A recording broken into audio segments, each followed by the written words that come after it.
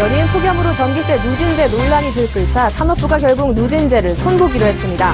당장 올 여름에 한정해 누진제를 완화하고 현행 6단계 누진 체계를 대대적으로 개편할 방침입니다. 한국은행 기준금리가 현재 연 1.25% 수준에서 2달째 동결됐습니다. 지난 6월 금리 인하와 추경 효과를 좀 더 지켜보자는 판단으로 풀이됩니다. 카카오가 대리운전 서비스에 이어 골프 예약 서비스도 추진하고 있는 것으로 알려졌습니다. 카카오의 플랫폼을 이용해 골프 라운딩을 예약하는 서비스입니다. 코스피가 최근 강세장을 이어가고 있지만 개인 투자자들만 울상을 짓고 있습니다. 개인 순매수 상위 10종목 중 한 종목을 제외하고는 모두 주가가 내림세를 보이고 있습니다.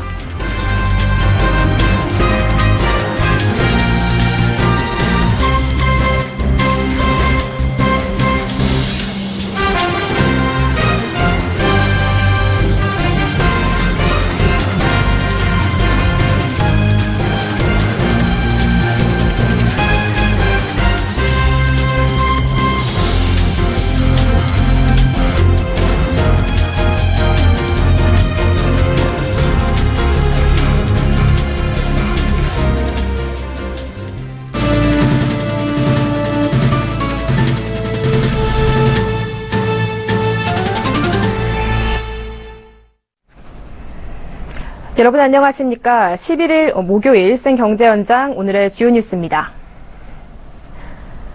한국은행의 기준금리가 현재 연 1.25% 수준에서 2달째 동결됐습니다.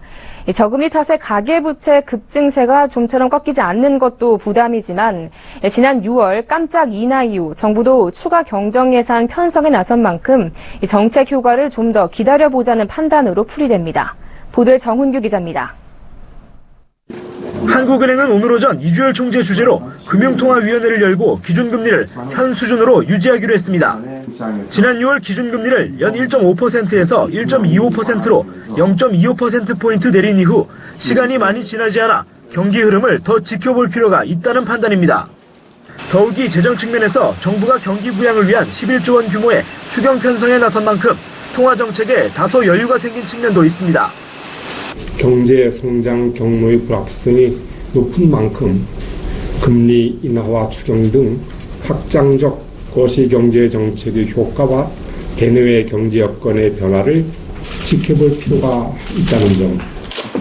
이번에 기준금리는 동결됐지만 금융시장에서는 올해 안에 추가 인하 가능성이 계속 제기되고 있습니다. 앞으로 구조조정 등의 악재로 경기가 크게 악화하면 경제 회복을 위한 기준금리 인하가 필요할 것이란 얘기입니다. 대외적으로도 미국의 금리 추가 인상이 가시화하고 중국 등 신흥국이나 유로존 경제가 다시 흔들리며 글로벌 경기 침체가 깊어진다면 한국은행이 대응에 나설 수밖에 없다는 겁니다. 특히 어제 1,100원 선이 무너져버린 원달러 환율 움직임도 신경 쓰지 않을 수 없습니다. 한국은행의 정책 대응 없이 원화 가치가 계속 치솟게 되면 안 그래도 부진한 수출에 큰 타격을 줄 수 있기 때문입니다. 추가 금리 인하의 경우 가장 큰 문제는 역시 급증하는 가계부채입니다. 정부가 대출 심사를 강화하며 가계부채 증가를 억제하고 나섰지만 이를 비웃기라도 하듯 지난달 은행권 주택담보대출 증가액은 올 들어 최대치를 기록했습니다. 금융시장에서는 분기 GDP 성장률과 월간 물가 상승률이 0%대를 벗어나지 못하는 등 디플레 우려가 커지고 있어 한국은행이 가계부채 부담에도 올해 안에 기준금리를 추가 인하할 수밖에 없을 것으로 예상하고 있습니다. 서울경제TV 정훈규입니다. 삼성전자의 갤럭시 노트 7이 지난주 미국 뉴욕에서 처음으로 공개된 데 이어 국내에서도 드디어 모습을 드러냈습니다. 예약 판매를 시작한 지 닷새 만에 30만 대의 주문이 몰리며 흥행 조짐을 보이고 있습니다. 양한나 기자가 보도합니다. 스마트폰 최초의 홍채 인식 기능 탑재, 물속에서 30분간 S펜과 함께 사용이 가능한 방수 방진 기능, 갤럭시 S7보다 더욱 휘어진 전후면 엣지 디자인, 삼성이 야심차게 내놓은 올 하반기 전략 스마트폰 갤럭시 노트 7이 국내에서 모습을 드러냈습니다. 삼성전자는 오늘 서울 서초구 사옥에서 미디어데이 행사를 열고 갤럭시 노트 7을 공식적으로 선보였습니다. 고동진 삼성전자 사장은 갤럭시 노트 7이 대화면 스마트폰 시장에서 독보적이고 혁신적인 기능을 제공할 것이라고 강조했습니다. 최고 성능의 하드웨어 기술을 기반으로 소프트웨어와 서비스 경험을 더욱 강화하기 위해서 정말로 많은 고민과 노력을 기울였습니다. 노트7의 홍채 인식 기능은 기기의 잠금을 열어줄 뿐 아니라 웹사이트 로그인과 모바일 뱅킹 등 각종 보안 솔루션을 제공합니다. 공인인증서나 OTP, 보안카드 등을 홍채가 대신하게 된 것입니다. 외국어 글씨에 갖다 대면 원하는 언어로 빠르게 번역해주는 S펜의 새로워진 기능도 눈에 띕니다. 펜 촉은 50% 이상 얇아진 0.7mm, 필압은 4096단계로 세분화돼 필기감이 더 자연스러워졌습니다. 노트 시리즈 최초로 적용한 전후면 엣지 디스플레이는 5.7인치 대화면에도 불구하고 한 손에 편안하게 들어오는 그립감을 제공합니다. 지난 6일 예약 판매를 시작한 노트7은 오는 19일 이통 3사를 통해 정식 출시되며 출고가는 98만 8,900원입니다. 5일 만에 예약 판매 30만 대를 기록한 노트7은 다음 달 초 출시되는 애플의 아이폰 7과 치열한 경합을 벌일 것으로 예상됩니다. 서울경제TV 양하나입니다. 지난 5월 대리운전 서비스 카카오 드라이버를 출시한 카카오가 최근 골프 부킹 서비스도 추진하고 있습니다. 막강한 플랫폼을 바탕으로 O2O 사업 확장에 대한 기대가 나오고 있습니다. 앵커 리포트입니다. 카카오 드라이버, 카카오 헤어샵, 카카오 주차, 카카오 홈클린, 카카오 맵까지 카카오가 손댄 O2O 사업들입니다. 최근 수익을 낼 수 있는 신사업으로 온라인과 오프라인의 연계, 즉 O2O 사업을 확장하고 있는 카카오가 이제는 골프 부킹 서비스도 추진하고 있습니다. 카카오의 플랫폼을 이용해 골프 라운딩 일정을 예약하는 골프 부킹 서비스를 준비하고 있는 것입니다. 골프 용품 등을 판매하는 모바일샵과 골프 레슨 등 골프 전반에 걸쳐 다양한 사업들도 다각도로 검토 중입니다. 유명 골프 미디어 블로그와 독점 계약도 맺어 골프 관련 소식과 영상 등 콘텐츠도 제공할 계획입니다. 연내 출범을 목표로 하고 있는 카카오뱅크를 통해 모바일 간편 결제까지 가능하게 함으로써 카카오뱅크 초기 고객 모집에도 일조하는 등 사업 간 시너지도 낸다는 보관입니다. 카카오는 이를 위해 골프 관련 업체들과의 미팅을 진행하고 있습니다. 카카오 측과 미팅을 마친 골프 관련 종사자는 카카오가 말 그대로 골프 사업 전반에 큰 관심을 가지고 있다고 말했습니다. 이에 대해 카카오 관계자는 해당 업체를 만난 것은 사실이나 기업 특성상 다양한 업체들과 통상 미팅은 하고 있다면서 내부 검토 중으로 아이디어화 단계일 뿐 골프 관련 O2O 사업은 계획이 없다는 공식 입장을 전했습니다. 거대 포털 인터넷 서비스 기업인 카카오가 골프 사업 진출을 확정지을 경우 골프 산업에도 적지 않은 영향을 미칠 것으로 보입니다. 서울경제TV 정한입니다. 코스피가 최근 연고점을 경신하는 등 강세장을 이어가고 있는데요. 상승장에서도 여전히 개인 투자자들만 울상을 짓고 있는 것으로 나타났습니다. 이보경 기자입니다. 금융정보업체 FN가이드에 따르면 개인 순매수 상위 10종목의 7월 1일 대비 전날 주가는 평균 11.72% 하락한 것으로 조사됐습니다. 이 기간에 코스피 지수가 2.88% 오른 것과 비교하면 훨씬 큰 손실을 본 셈입니다. 코스피는 브렉시트 투표 이후 일주일 만에 이전 수준을 회복한 이후 서서히 상승세를 타기 시작했습니다. 코스피는 최근 4일 연속 연고점을 경신해 어제 2044선에서 장을 마쳤습니다. 그러나 상승장 속에서도 개인이 순매수한 상위 10종목 중 주가가 오른 종목은 LG화학뿐이었습니다. 개인 순매수 1위 종목인 기아차는 43,050원에서 41,150원으로 4.41% 주가가 내렸습니다. 이 밖에 한미약품, LG생활건강, 현대성선, CJCGV 등이 줄줄이 하락했습니다. 정보에 대한 접근 및 분석 능력, 그 다음에 위험관리 능력의 차이, 이 두 가지가 주된 이유라고 봐야겠죠. 개인 투자자들이 기관에 비해서는 다소 여류에 있다. 반면에 같은 기간 기관과 외국인은 코스피 상승장을 타고 수익을 본 것으로 나타났습니다. 특히 이번 강세장에서 기관은 외국인보다 월등히 높은 수익률을 보였습니다. 기관 순매수 상위 10종목의 평균 주가 상승률은 15.52%에 달했고 외국인 순매수 상위 10종목의 수익률은 4.1%를 기록했습니다. 서울경제TV 이보경입니다. 채권형 퇴직연금의 수익률이 주식형 수익률의 3배가 넘는 것으로 나타났습니다.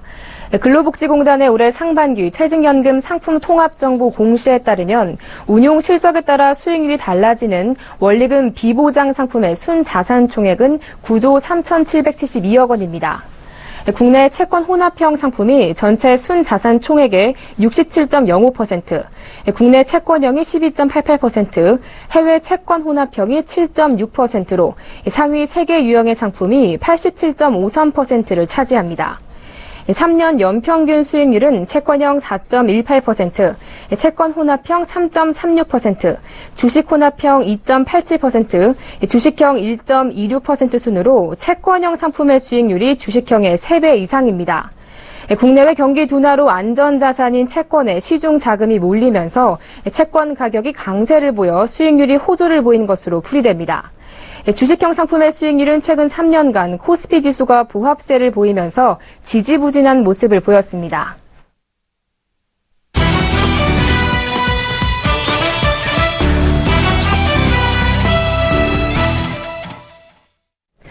연일 폭염이 계속되면서 전기세 누진제 논란이 들끓자 산업통상자원부가 결국 개편 작업에 착수하기로 했습니다. 전기요금 폭탄을 맞게 된 국민들의 여론이 커졌고 또 정치권에서도 누진제 개편 필요성에 공감했기 때문인데요. 오늘 박근혜 대통령도 좋은 방안을 마련해서 발표하겠다고 밝혔습니다. 자세한 내용 보도국 정창신 기자와 함께 알아보겠습니다. 안녕하세요. 네, 안녕하세요.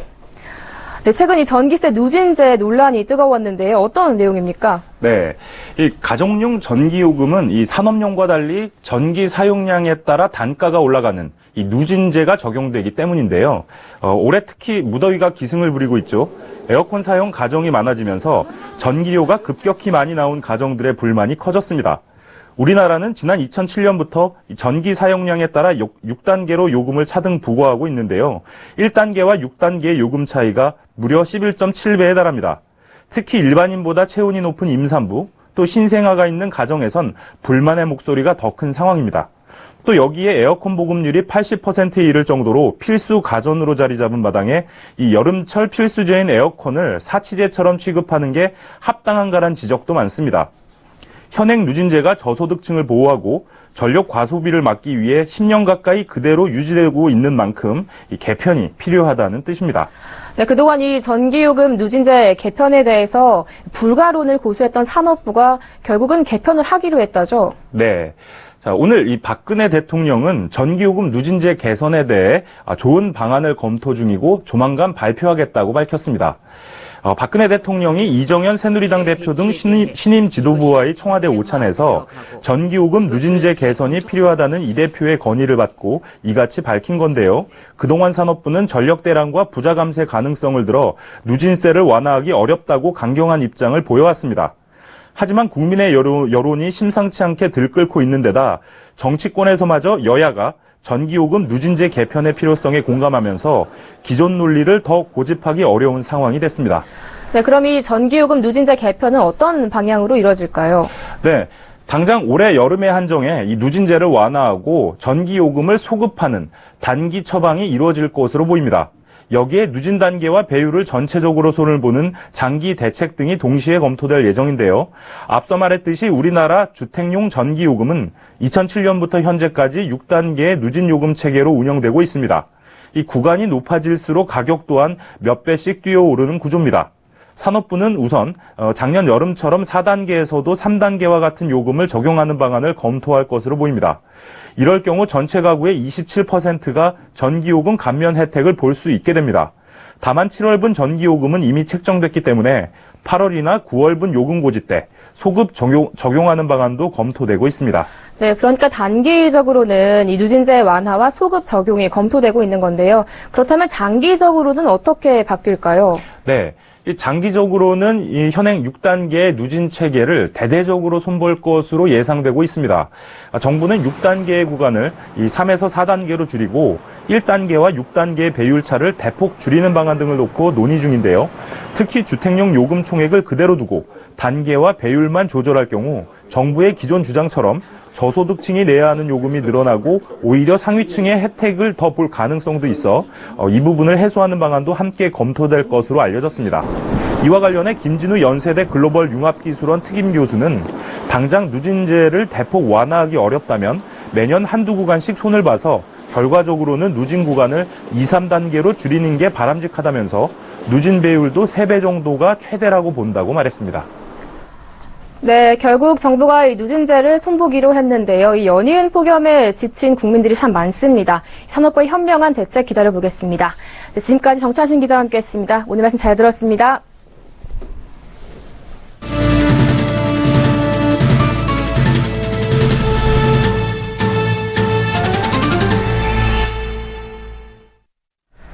삼성전자가 미국의 대표적인 럭셔리 가전 브랜드 데이코와 인수 계약을 체결했습니다. 이번 인수 합병을 계기로 북미 럭셔리 가전 시장에서 브랜드 이미지를 강화하고 또 기업 간 거래 시장에서 활로를 개척할 것으로 기대되고 있습니다. 김혜영 기자가 보도합니다. 삼성전자가 미국 가전 브랜드 데이코를 인수했습니다. 데이코는 북미 주택 시장에서 럭셔리 가전 브랜드로 명성과 경쟁력을 쌓아온 업체입니다. 삼성전자는 이번 인수합병을 통해 부가가치가 높은 고급 가전 시장에서 교두보를 마련해 브랜드 이미지를 강화할 계획입니다.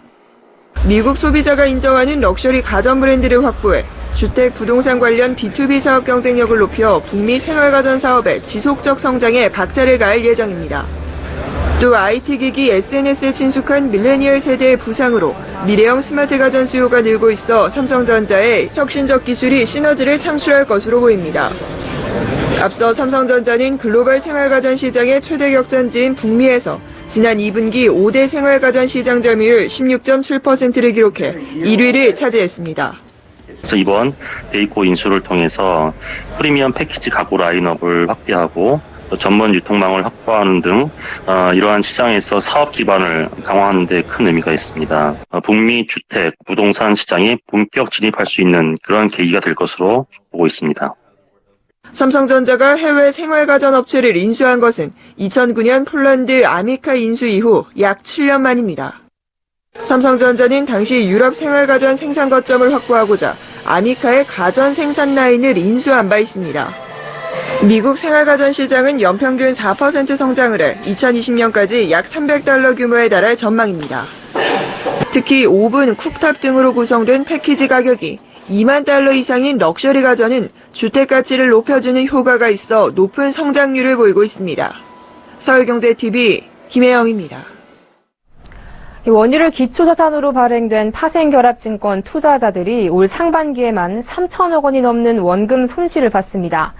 국회 정무위원회 박용진 의원이 금융감독원에서 받은 자료에 따르면 올해 1월부터 6월까지 원유 DLS에서 확정된 손실은 3,178억 원입니다.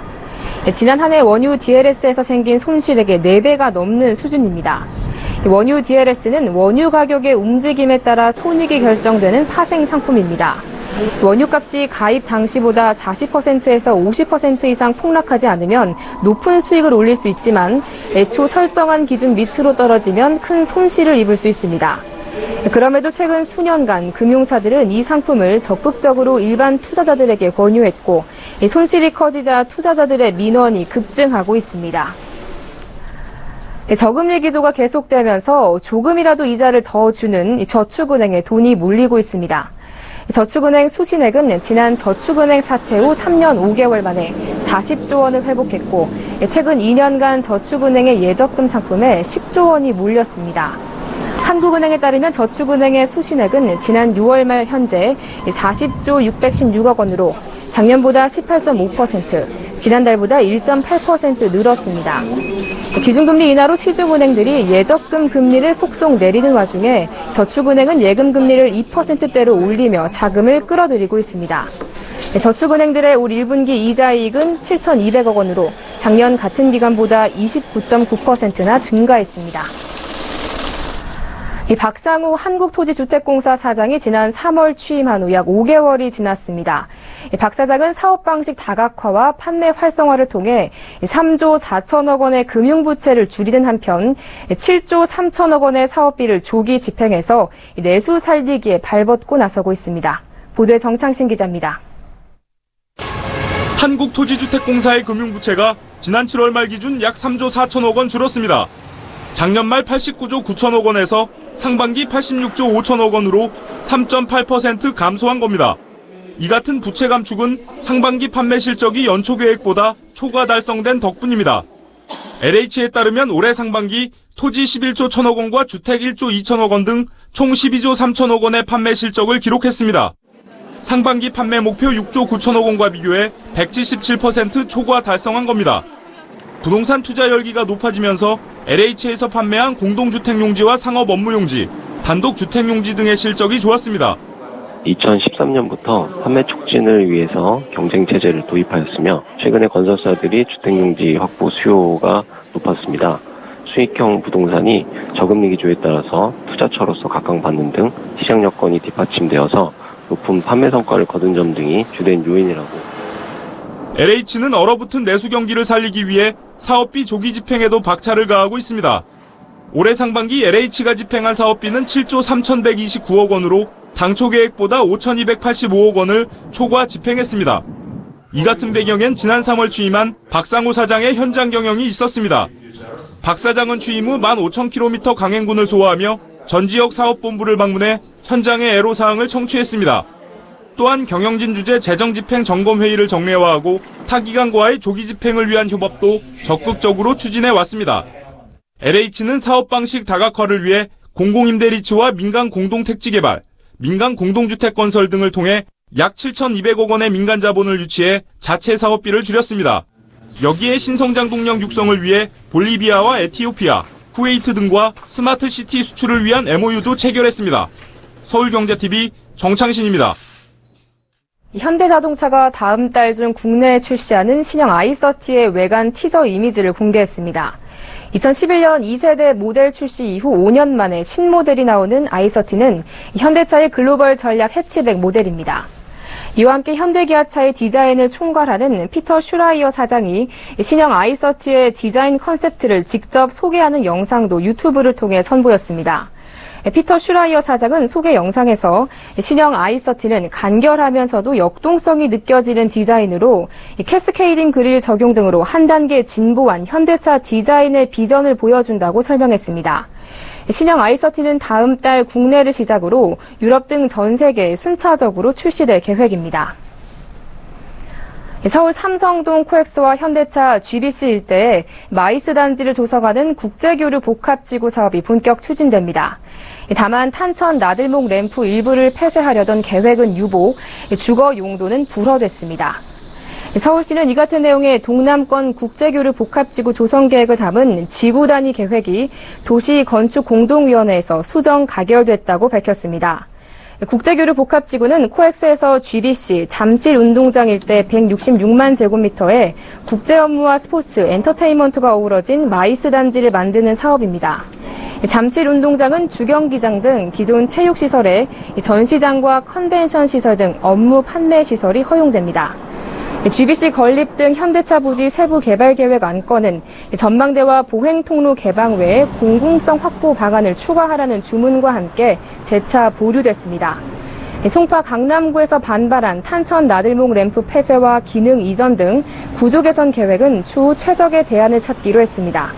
상업시설 육성이라는 기본 목표에 차질을 줄 수 있어 단독주택과 아파트 등 주거 용도는 계속 불허됐습니다. 가습기 살균제 사망 사건과 관련한 정부의 과실책임 의혹 수사 대상이 고위 공무원으로 확대됐습니다. 검찰은 중앙부처 실국장급 이상 고위 공무원을 참고인 신분으로 불러 조사했습니다. 한국개발연구원이 보고서를 통해 2026년 우리나라의 고령 인구가 1,191만 명에 달할 것으로 추산된다며 통계청이 고령층 인구를 10% 정도 과소 추계하고 있다고 비판했습니다. 전국경제인연합회가 직장인 여성 500명을 대상으로 설문조사한 결과 이들 10명 중 4명은 결혼을 해도 자녀를 가지지 않을 계획인 것으로 나타났습니다. 전국적인 무더위로 에어컨 수요가 급증하면서 LG전자가 에어컨 생산 라인을 이례적으로 8월 중순에도 풀가동하기로 했습니다.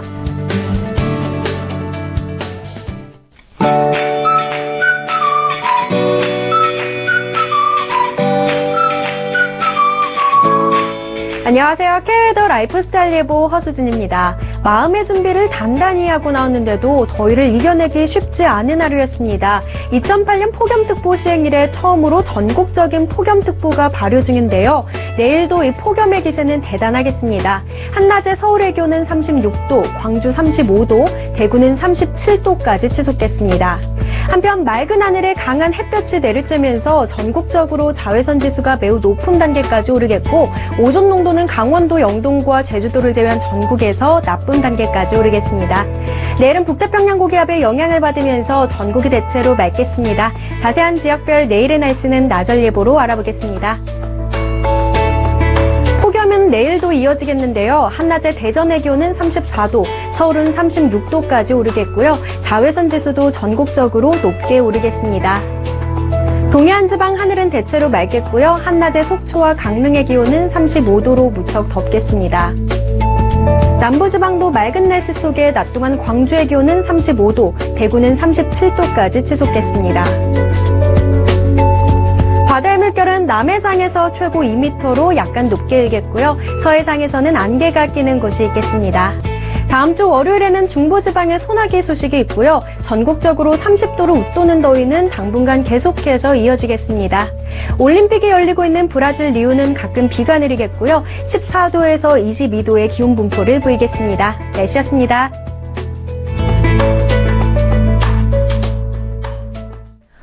네, 요즘 날씨만큼이나 뜨거웠던 전기요금 누진제 논란으로 그동안 저소득층을 위해서 이 제도를 유지해야 한다고 주장했던 정부도 입장을 선회했습니다.